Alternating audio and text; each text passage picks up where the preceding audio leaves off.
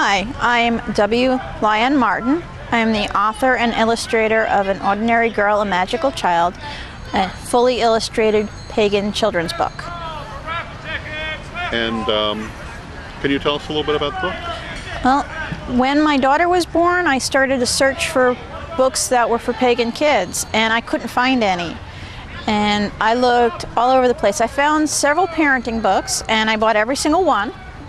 One of them had stories in it, and she'd love me to sit down and read the stories to her, but she wanted to have a book that was just for her.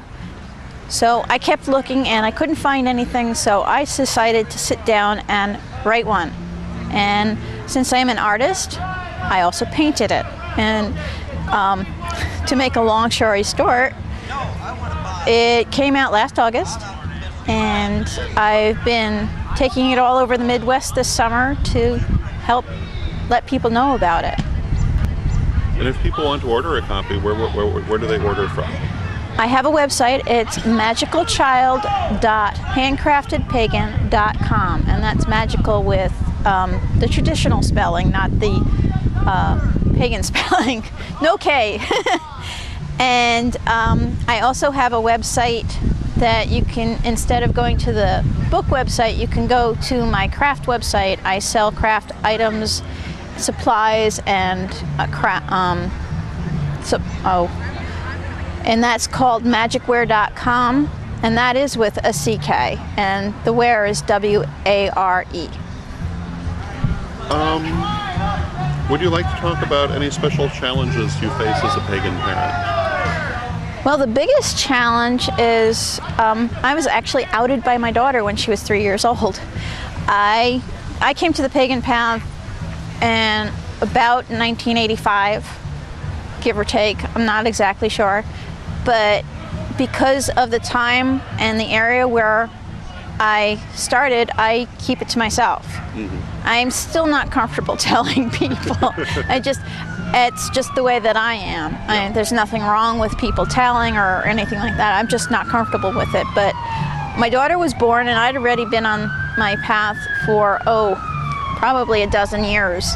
It never occurred to me not to bring her up as pagan. Mm. So she was festival got, and she was Wiccan, and brought to every single circle I ever went to, and it was just a normal way of life for her. And she started school between the ages of 3 and 4. She went into a Ready to Learn program, and that's when she discovered that she was one of the few kids just like her. And she told all of her schoolmates and all of her teachers and all of her care workers exactly who and what we were. Luckily, we lived in an area that was very open, and they were just curious, and they wanted to know more about us. And I was happy to oblige, and even went so far as to transcribe some music and give it to her music teacher, which he then shared with the class, which was wonderful. That was before we moved to Missouri. We moved out to Missouri, and I stick to my same routine where I just don't tell and keep to myself, and she stuck to her same routine where she told everybody, and she was not expecting the reaction she received. And it was a tough year for her, the first year we were here.